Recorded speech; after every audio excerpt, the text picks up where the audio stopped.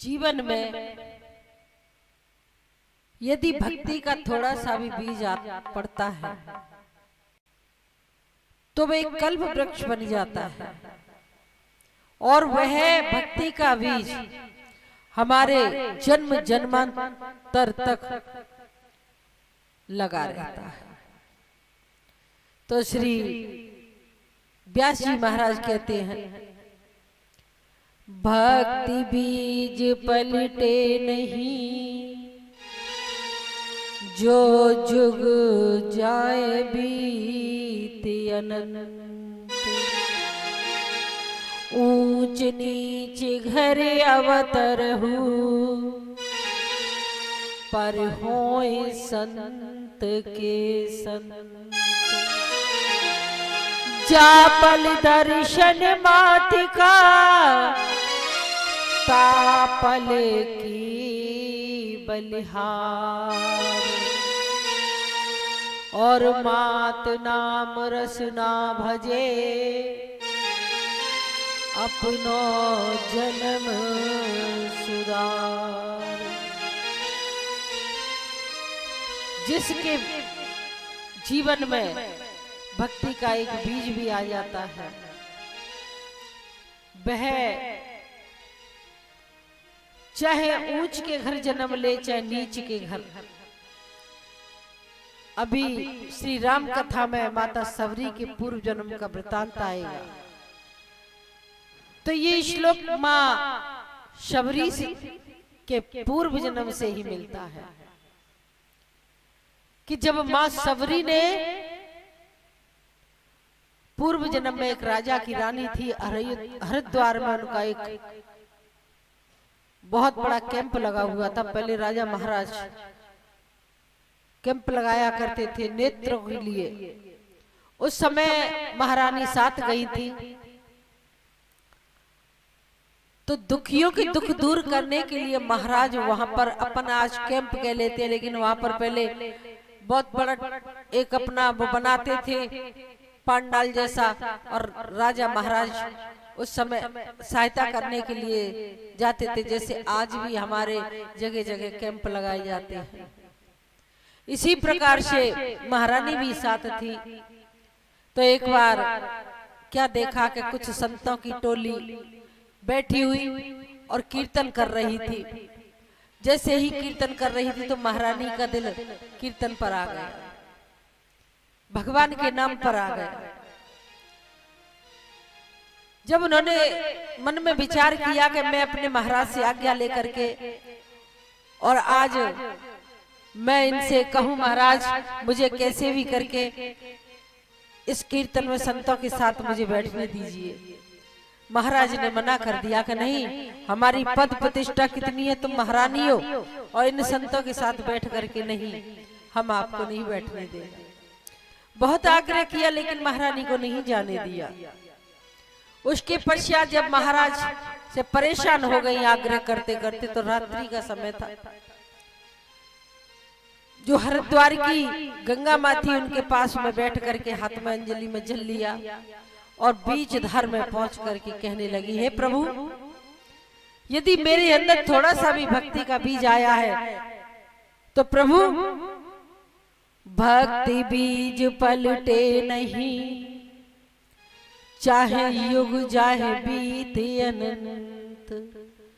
ऊंच नीच घर अवतरहु, पर हो संत के संत। हे प्रभु, चाहे मुझे नीच से नीच के घर जन्म दे देना, लेकिन मैं प्रभु संत बनकर के ही आऊं, भक्त बनकर के ही आऊं। और जिस पर मैं राम जी का प्रभु का दर्शन करूंगी, वो जन्म तो मेरा जीवन समझ लीजिए कि धन्य हो जाएगा, अपना जन्म सुधर जाएगा। तो वही माता, वही महारानी डुबकी लगाई हरिद्वार में और अपने प्राणों का अंत कर दिया। वही महारानी भील के यहाँ माता सबरी बन करके आई है। कह दिया पहले ही माता ने, मुझे तो ऊंच नीच कितना भी नीच हो उसके घर जन्म दे देना प्रभु, लेकिन मुझे संत बना करके भेजना। तो जो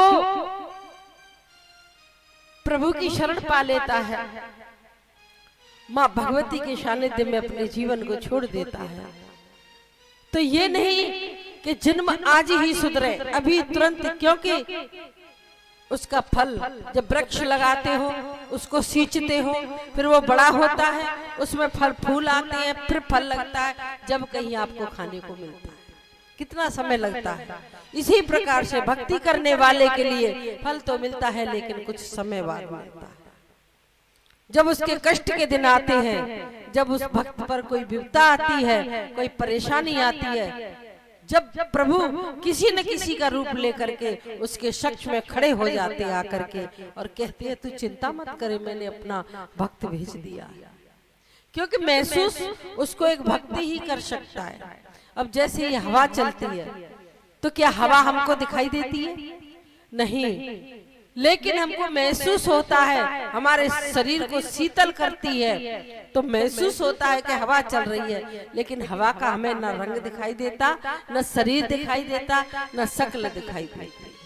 इसी प्रकार से भक्ति करने वाले को माँ महसूस हर समय होती है, लेकिन उसका रूप दिखाई नहीं देता, तो क्या उसको महसूस हर समय कराती है मैया के, देख तेरे साथ में चल रही है।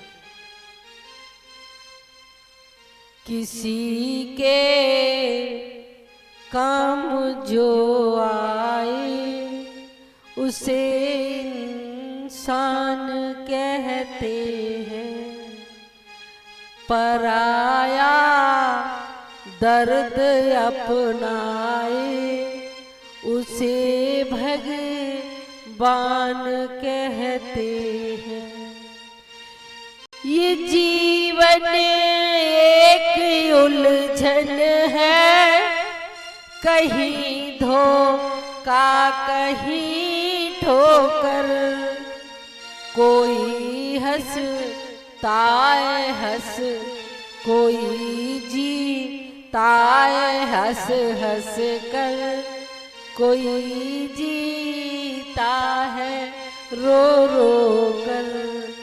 जो ठोकर खाके संभल जाए उसे इंसान कहते हैं। इस संसार में ठोकरें बहुत लगती हैं, बहुत ही हमको दुख दर्द मिलते हैं, लेकिन कोई न कोई हमारे सहायता करने अवश्य आता है, क्योंकि ये जीवन एक उलझन है, एक इंद्रजाल है। एक मकड़ी अपना जाल पिरोती है, मकड़ी अपने शरीर से ही निकाल करके एक जाल बना लेती है, लेकिन उस मकड़ी को ये नहीं पता रहता कि ये जाल जो मैं पिरो रही हूँ, इस जाल में मैं खुद ही फंस जाऊंगा, मैं निकलने वाली नहीं हूँ।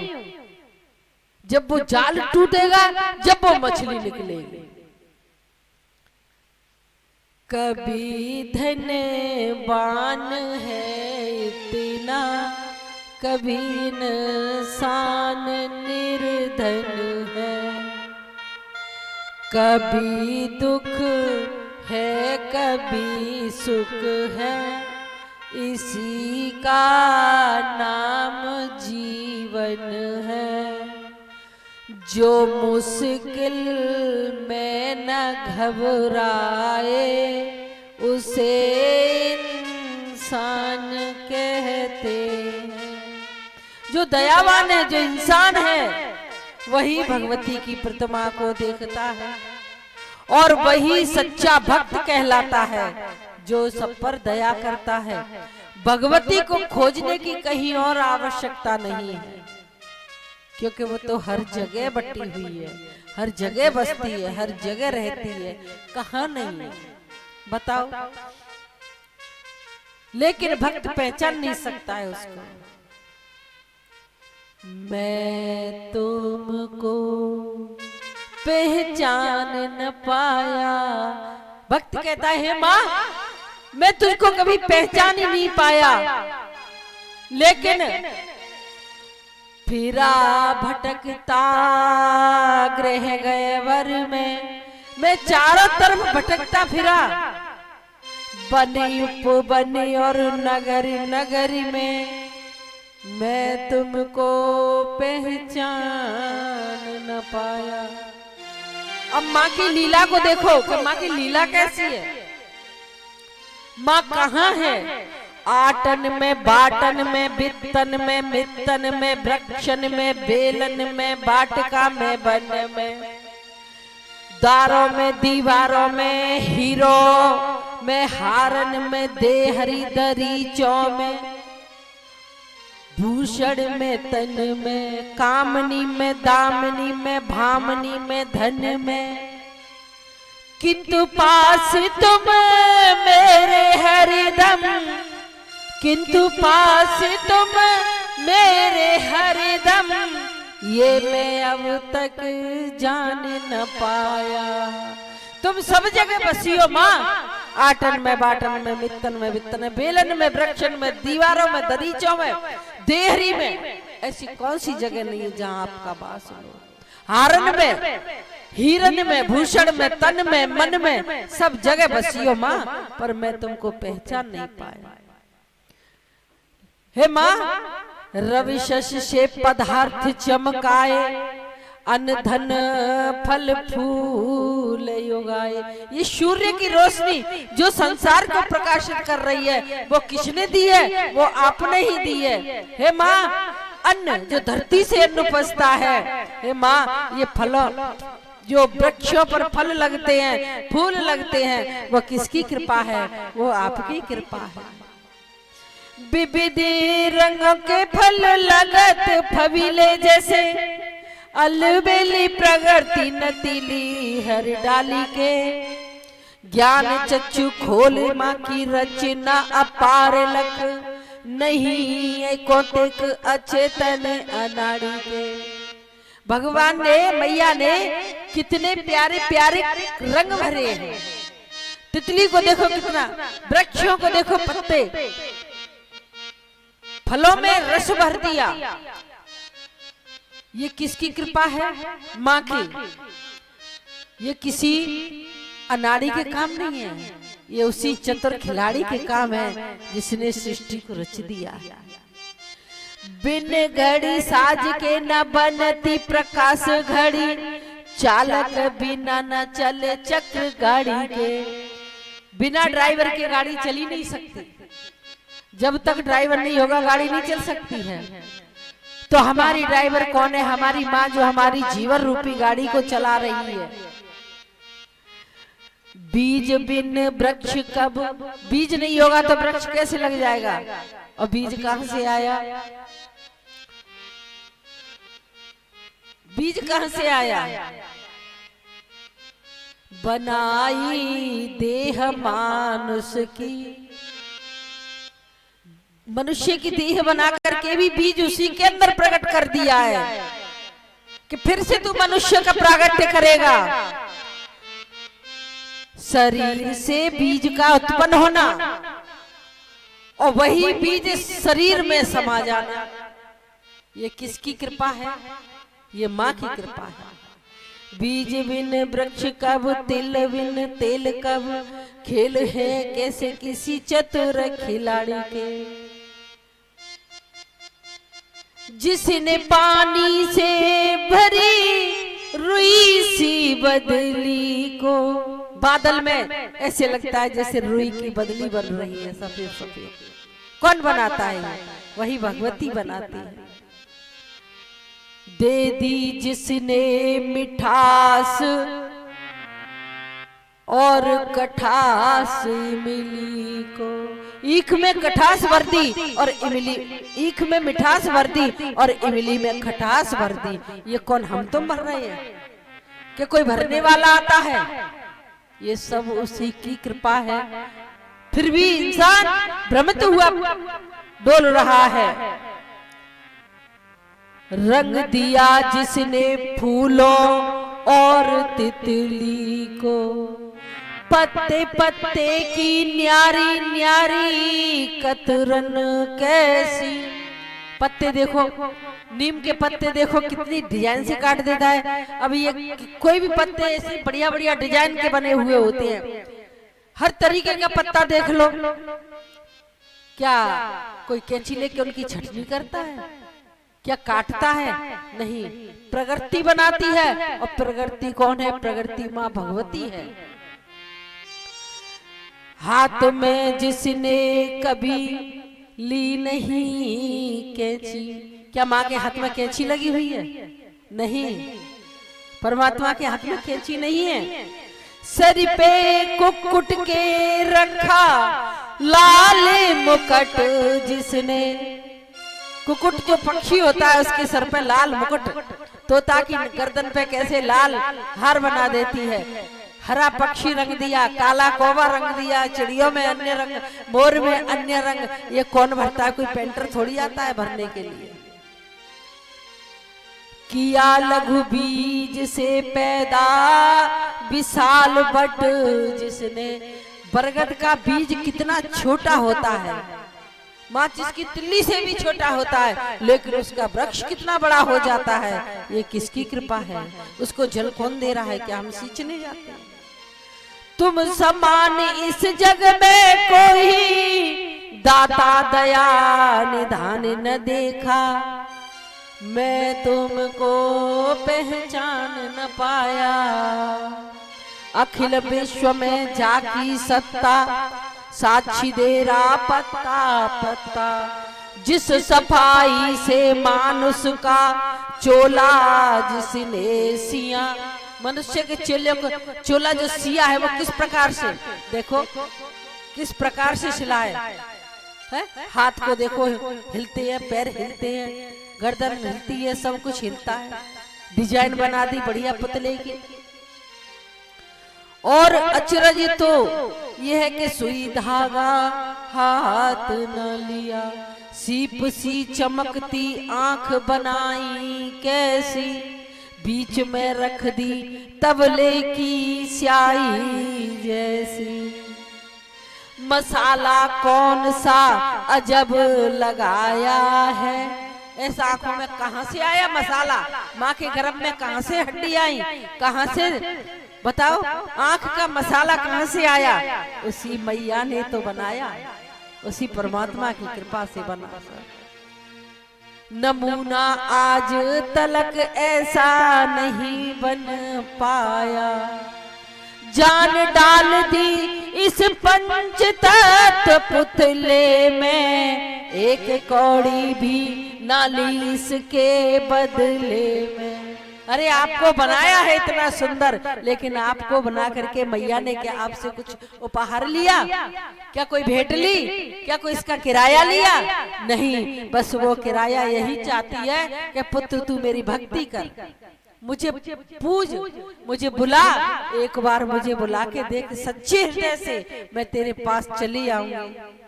भगवती की माया कहीं धूप कहीं छाया, पाया पता तुम्हारा मैया, पाया पता तुम्हारा मैया, अपना पता न पाया मैं तुमको माँ पहचान न पाया। जब माँ ब्रह्म ज्ञान हो जाता है और माँ भगवती के दर्शन हो जाते हैं, तो फिर जीव अपना पता भूल जाता है कि मैं कौन हूँ, कहाँ से आया हूँ। क्यों? कि सब कुछ उसी का हो जाता है, उसको उस तत्व का ज्ञान हो जाता है जहाँ से हम आए और जहाँ हमको अपनी ड्यूटी करके जाना। जैसे कि मनुष्य सुबह दफ्तर के लिए जाता है और शाम को फिर अपने घर आ जाता है, फिर चला जाता है, फिर आ जाता है, इसी प्रकार से क्रम जन्म और मृत्यु का चलता रहता है। सबका भाग्य कर्म के अनुसार बनाती है मैया। आज माँ भगवती